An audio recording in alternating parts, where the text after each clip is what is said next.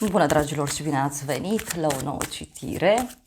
De această dată te invit la o citire generală, iar dacă titlul te-a atras, înseamnă că ai aici cu siguranță un mesaj pentru tine.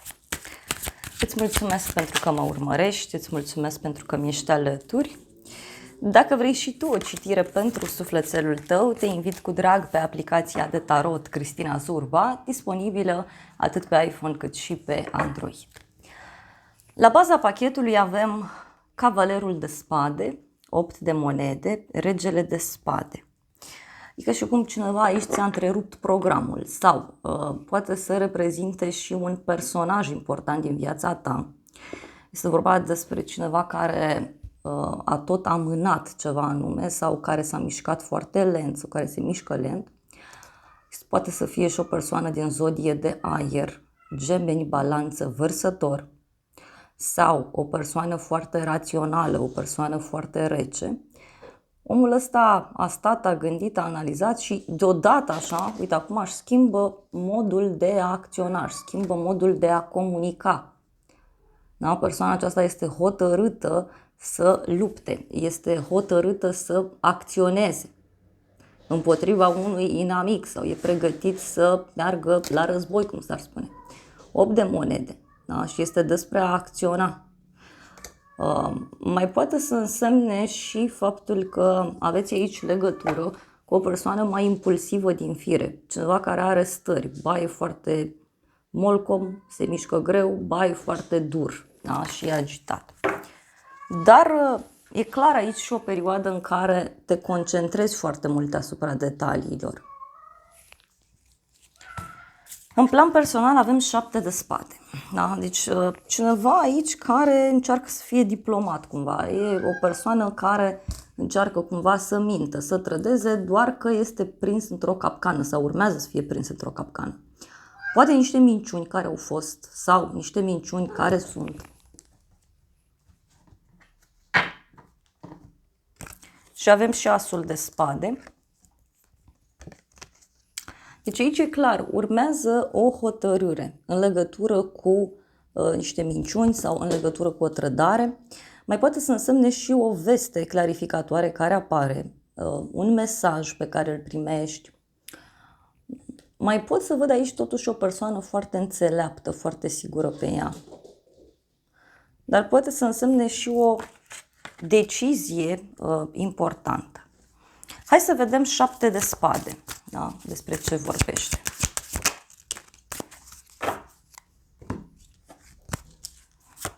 Trei de bâte, Regele de monede. Interesant, o legătură aici cu zodii de pământ. Taur, Fecioară, Capricorn. O persoană aici care a fugit de ceva. E cineva care a făcut un drum scurt. Da?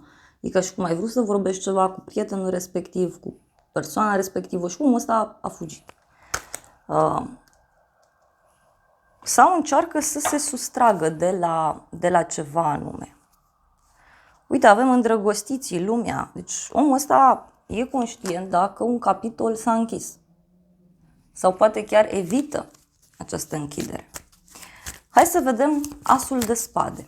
Ce vrea să spună? Asul de spade a venit așa.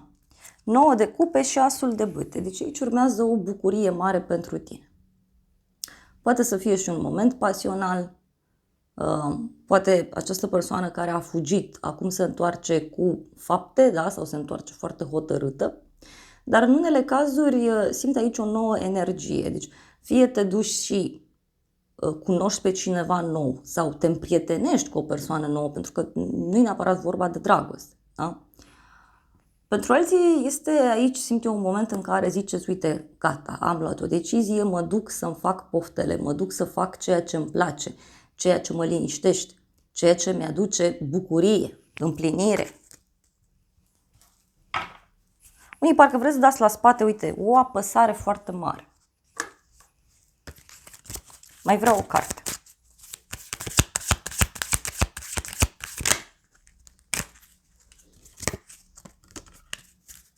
Și era și nebunul, cred. Nu știu, s-au întors niște cărți. Da. Regele de bâte, da. Pentru unii poate să însemne și transformare a unui bărbat din jurul vostru. E cineva care acționează, deodată așa își recapătă energia. Pentru unii mai văd și o legătură cu zodii de foc, leu, berbec, săgetător, dar în unele cazuri este clar aici vorba despre o nouă persoană, pentru că eu simt foarte puternic o nouă energie. Uite, regele ăsta de bâte, uite, e cu noroc pentru tine, deci e o persoană destinată care vine, da, și învinge această trădare, această suferință. Omul ăsta pune punct la o suferință sau te ajută pe tine să pui punct la o suferință.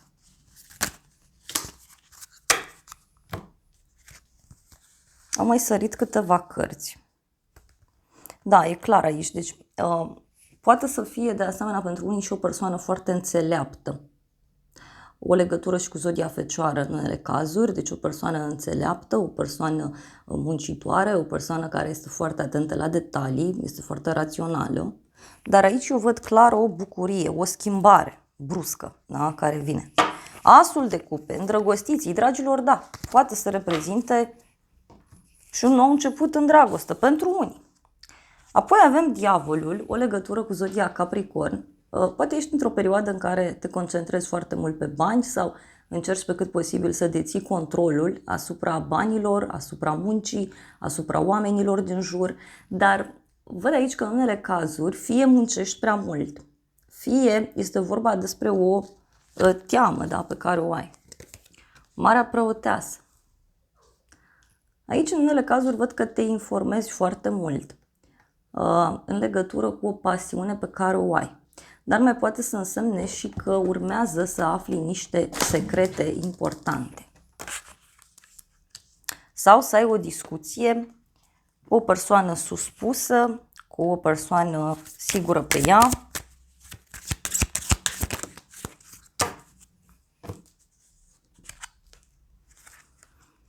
Patru de monede, 6 de monede.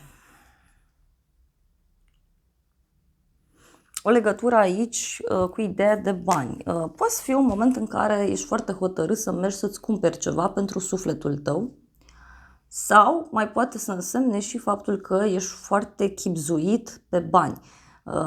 Ești econom, știi foarte bine să-ți ții banii, dar în unele cazuri vă văd aici foarte mult concentrați pe ideea de stabilitate. Hai să vedem Marea Preoteasă ce spune. Avem Împărăteasa, o legătură cu zodia Taur sau zodia Balanță. Poți afla niște informații prețioase legate de bani. Unii mergeți să învățați, vă uitați la videoclipuri, citiți, priviți tot felul de emisiuni, să mergeți la cursuri prin care să învățați poate chiar și lecția aceasta a banilor.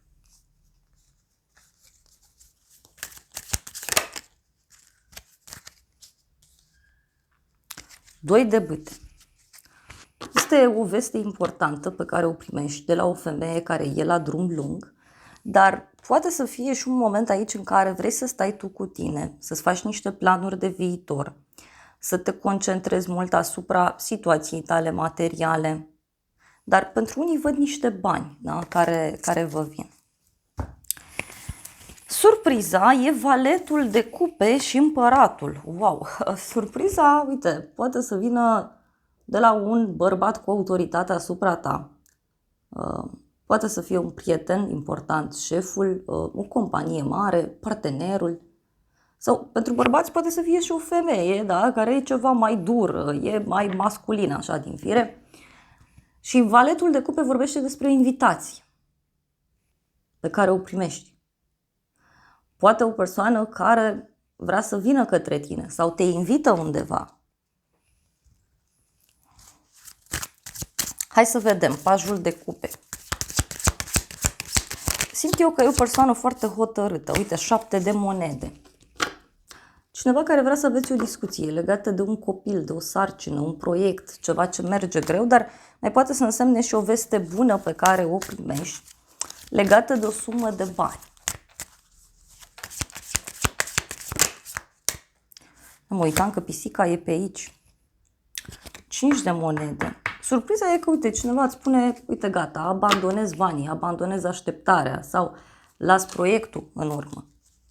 las ceva în urmă. Și uite, surpriza este că persoana aceasta dă dovadă de foarte mult curaj, vrea să se elibereze, vrea să facă ceva important. Să vedem Împăratul.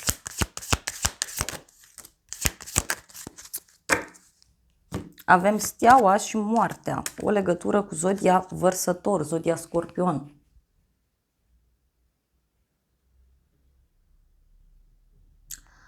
Surpriza, eu cred că are legătură fie cu o nouă persoană care apare, fie este și care, uite, te face să nu mai vrei așteptarea aceasta, fie surpriza poate avea legătură cu o soluție absolut genială pe care o găsești. Dar și Împăratul ăsta, vezi tu că are în minte un nou început, vrea libertate, vrea liniște, vrea egalitate. Și e pregătit să închidă ceva, e pregătit să iasă dintr-o situație ciudată. Uite, Împăratul, Soarele, 6 de bâte. Deci surpriza este de la această persoană care ia o hotărâre oficială.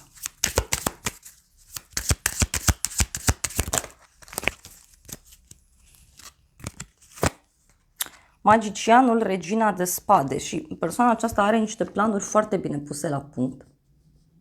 Da? Sau poate avea legătură cu a finaliza ceva legat de o instituție, o femeie, o persoană toxică. Mai vreau o carte. 9 de bâte. Este o persoană temătoare aici, cineva care știe că, uite, se află pe final. Adică nu mai are timp. Și vine clar cu o propunere. Pentru unii mai poate să însemne și o schimbare benefică, care are legătură cu tehnologia, cu internetul, cu toată zona aceasta. Să vedem ce spune și tarotul meu cu Împăratul ăsta. Surpriza, uite, este o invitație cu bucurie mare. Cineva care te invită undeva anume.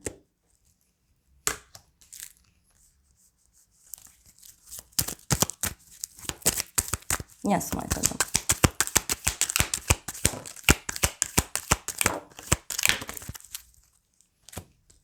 Avem așa, realizarea dorințelor, ești lăudat, onorat, o casă străină și boală. Surpriza aici are legătură cu ceva ce vrei tu să realizezi.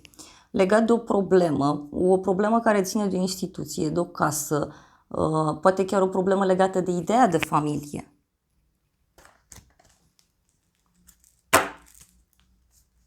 Avem o veste despre final. Deci, uite, e sfârșitul unei perioade de singurătate, de gelozie, de supărare, de sărăcie, nu știu, ceva e. Și e o întâlnire, da, în care ți se propune ceva sau ți se povestește ceva. Unii poate aveți o surpriză și un proiect sau ceva important se poate finaliza mult mai devreme. Hai să vedem ce spune oracolul. Avem o persoană aici care se simte timidă, care are potențial limitat, da? Și care, uite, se uită către o relație, către o colaborare, către ideea de parteneriat. Poate are legătură și cu o situație de la care tu deja ți-ai luat gândul. Și apoi avem carieră, succes, afaceri, prietenie, internet. Poate este o propunere pe care cineva ți-o face, ți-am zis, legată de un proiect. Mai vreau o carte.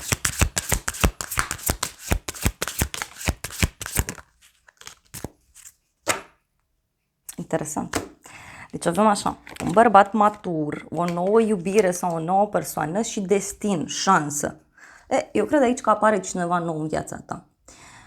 Poate să fie, atenție, un prieten nou pe care ți-l faci și care, nu știu, te ajută cu ceva, pe muncă sau poate persoana aceasta îți face la rândul ei cunoștință cu altcineva. Deci o persoană destinată aici pe care tu o vei întâlni și care va intra în viața ta. Vă rog să nu vă gândiți doar la dragoste. Da? V-am zis, poate să fie și pur și simplu un prieten nou, da? Care vă este drag. Dar pentru unii, poate să fie și de dragoste, dar e ceva de destin. E ceva ce așa trebuie să se întâmple.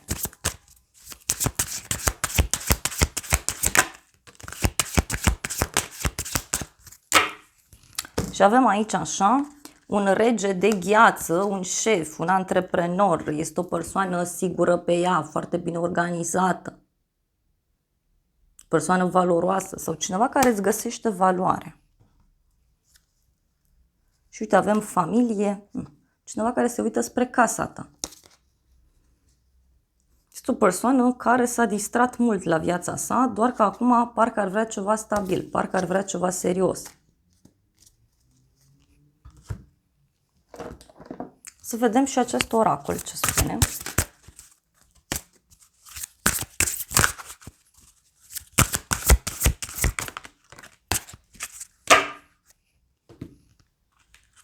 Și avem așa, suvenir.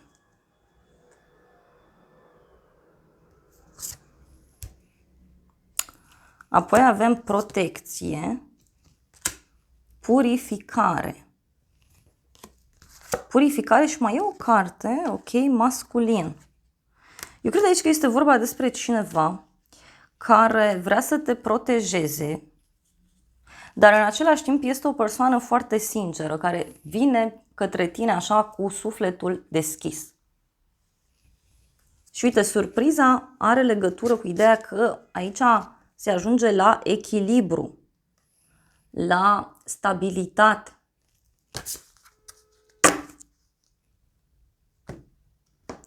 Să vedem și acest oracol ce spune.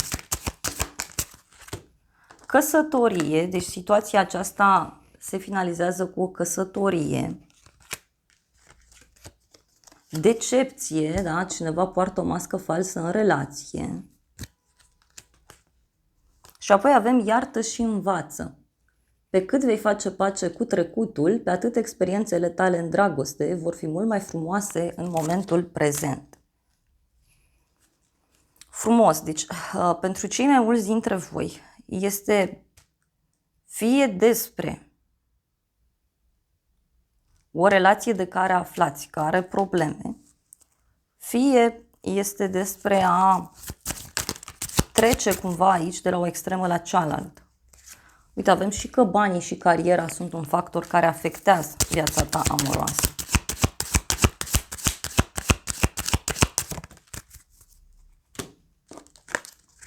Deschide-ți mintea, sufletul tău pereche poate să fie diferit de așteptările tale și că această persoană e cea aleasă. Pentru unii mai simt că într-un moment în care e ca și cum ți-ai pierdut încrederea, poate în tine, în ideea de relație, poate ți-ai pierdut încrederea că se poate întâmpla vreo minune, fix atunci apare acea veste bună. Și e o dragoste, să zic așa, sinceră aici. E ceva frumos. Hai să vedem oracolul meu ce zice.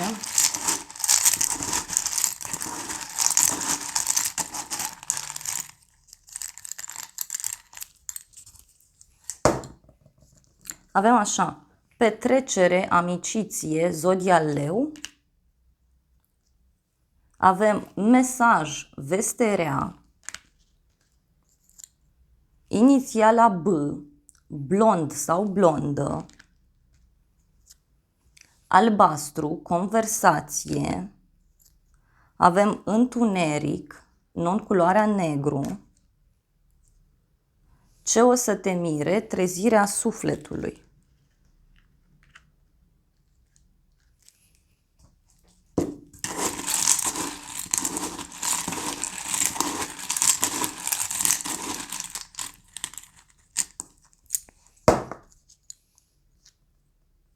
Avem fericire, culoarea verde, idee nouă, inițiativă nouă, iubire, Venus, deci e clar aici un nou început în iubire. Și avem o femeie în vârstă, anotimpul de toamnă. Poate e ceva ce se petrece în anotimpul de toamnă sau poate e ceva ce se întâmplă printr-o femeie, da, din viața ta. Poate fi și asta.